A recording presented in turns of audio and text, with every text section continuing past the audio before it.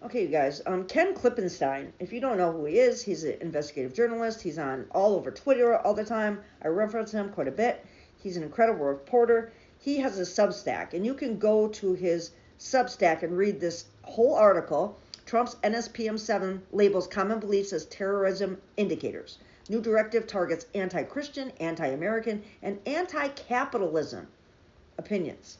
So, with the mainstream media distracted by the made-for-drama of the James Comey indictment, Trump has signed a little-noticed national security directive identifying anti-Christian and anti-American views as indicators of radical left violence. Called National Security Presidential Memorandum 7, it's being referred to as NSPM-7 by administration insiders. This is the first time in American history that there is an all-of-government effort to dismantle left-wing terrorism, Trump's Homeland Security advisor Stephen Miller said, referencing to the issuance. It's not an executive order.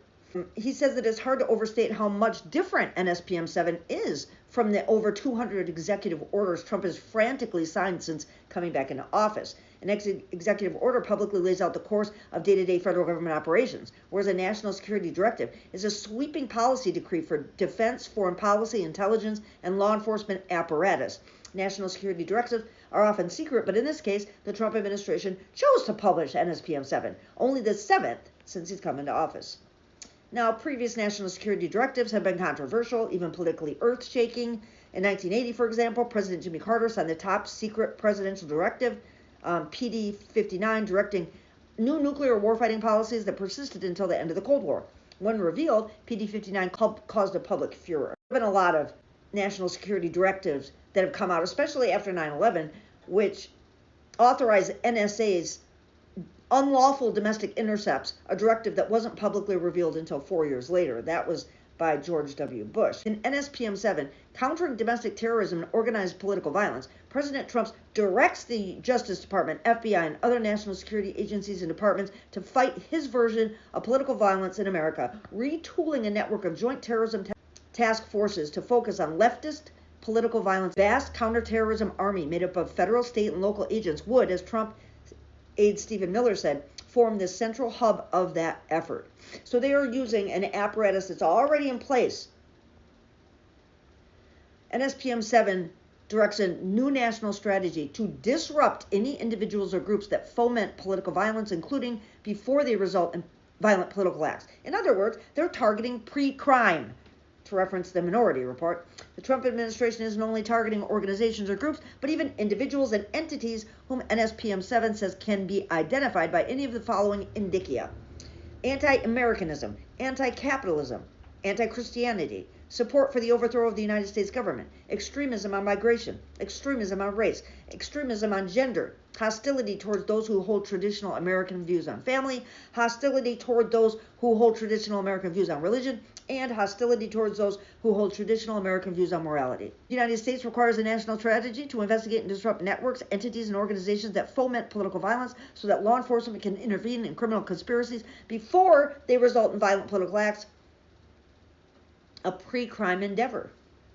So it's a very, very broad, to give a sense of how broad this formulation is, Trump's earlier designation of Antifa as a domestic terrorist organization was accompanied by a White House fact sheet singling out people who celebrated Luigi Mangione, the alleged killer of United Healthcare CEO Brian Thompson, last December. As I wrote at the time, this describes a lot of Americans. Trump's new national security memorandum also alludes to Mangione, but adds to it in even larger categories of potential targets. He says, I don't want to sound hyperbolic, but the plain truth is that NSPM 7 is a declaration of war on anyone who does not support the Trump administration and its agenda. Yes, it repeats the word violent over and over to purport only to go after citizens who are moved to take up arms, but it also directs monitoring and intelligence collections to map and target the new evildoers, to borrow a Bush label, he took from the Bible just days after 9/11. The partisan focus could not be more obvious. The real problem is this. Since Charlie Kirk was murdered, a friend of mine assassinated, nothing's changed on their side. White House counterterrorism czar Sebastian Gorka told Newsmax after NSPM 7 was signed. Not one leader, not one left-wing thought leader, member of Congress, senator, nobody has said we distance ourselves from violent rhetoric. That's not true. A lot of left leaders came out and said that political violence cannot be accepted.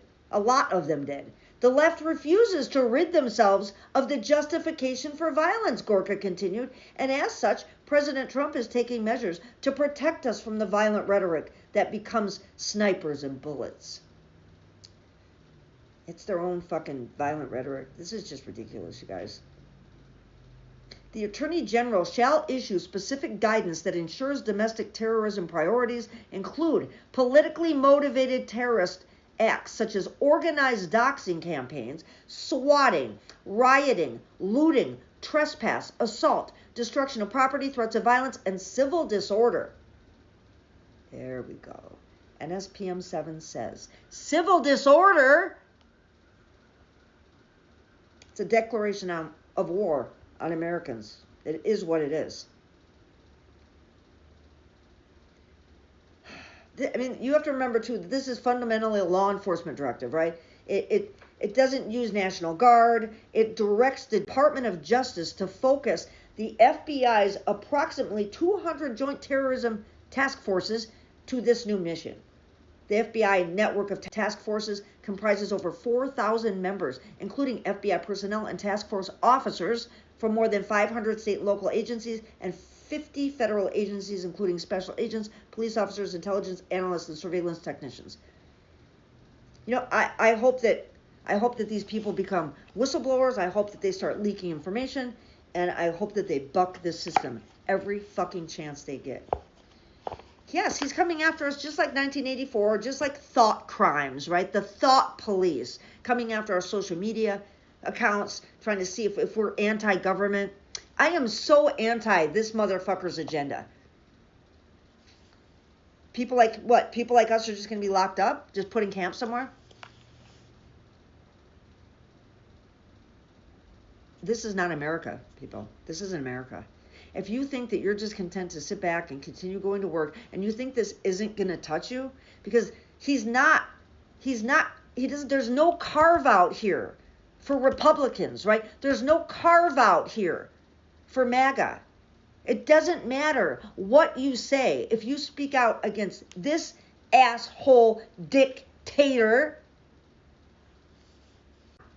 there have people right now that are scouring social media platforms, including this one, which Trump has now said in public that he wants to make a MAGA propaganda arm of the administration, TikTok. He wants to make it MAGA talk forever and to just use it to push propaganda. If that's the case, we're going to have to be all on board to what? Kill this fucking app, to take it out. This app, kill it in America. That's what it's going to turn into. Thanks for watching my videos.